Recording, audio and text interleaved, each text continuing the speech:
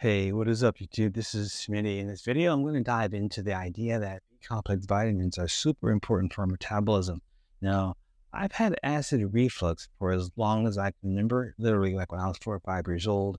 And I've noticed that I tend to have high histamine levels, right? Which can lead to those pesky allergic reactions like the fish or the cats or the pollen. And as someone who's been an endurance athlete for over 20 years, I've come up with a few theories and conclusions. One theory is that um, us as endurance athletes might have higher histamine levels because we're not getting enough B complex vitamins. To put my theories to the test, I asked my trusty, friendly ChatGPT enabled app to help me out. So my first question that I asked, here's my first question. Let's see, pull it up. My first question I asked is, how might it be that endurance athletes commonly have insufficient levels of B complex vitamins? Cite relevant sources in MLA format, and then here we go. So there are several reasons why endurance athletes may have insufficient levels of B complex vitamins. One reason is that endurance exercise can increase the body's need for these vitamins. Additionally, endurance athletes may follow diets that are low in B complex vitamins or may have difficulty absorbing these vitamins due to the stress of exercise on the gastrointestinal tract.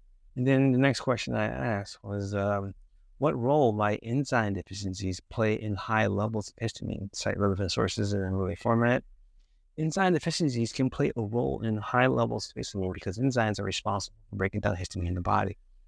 If there is a deficiency in these enzymes, histamine may accumulate and cause stomach symptoms such as headaches, hives, and GI distress. Right, to 07, 84, and 2017. And the next question I asked was like, well, then how might someone alleviate high levels of reactive oxygen species by supplementing B complex vitamins?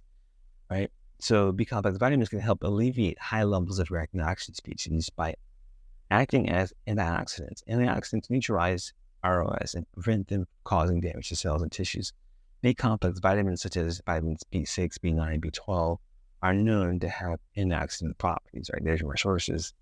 And so if you're wondering why I asked that question, so I think there's a causal relationship between ROS and high histamine levels. So I asked my friendly ChatGPT enabled app, might there be a causal relationship between high levels of reactive oxygen species and high histamine levels? Cite relevant sources in the format.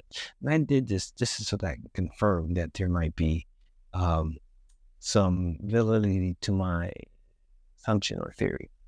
And then the response I get was, there is evidence to suggest that there may be a causal relationship between high levels of reactive oxygen species, ROS, and high histamine levels.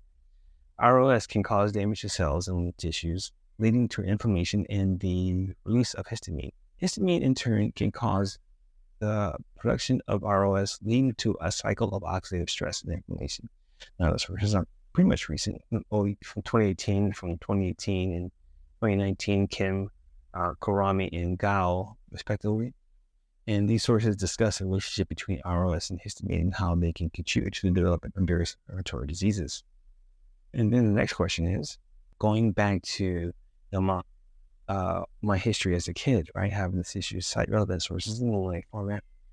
Reactive oxygen species can play a causal role in acid reflux by damaging the cells that line the esophagus and weakening the lower esophageal sphincter, which is responsible for preventing stomach acid from flowing back up into the esophagus. This can lead to symptoms of acid reflux such as heartburn and regurgitation. These sources discuss the relationship between ROS and acid reflux and how ROS can contribute to the development of mucosal damage and LES dysfunction. They also discuss the potential therapeutic implications of targeting ROS in the treatment of acid reflux. So what I do is I typically eat salads, right?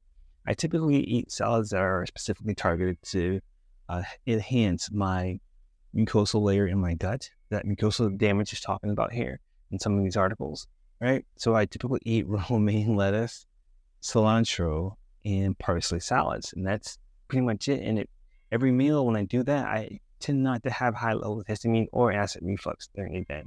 So anyway, I hope this video has helped you out. If you're looking for help reaching your fitness performance goals or wellness goals, there's resources in this video on this YouTube channel and at iHeartMedia. I hope you reach your fitness goals, and I'll talk to you again.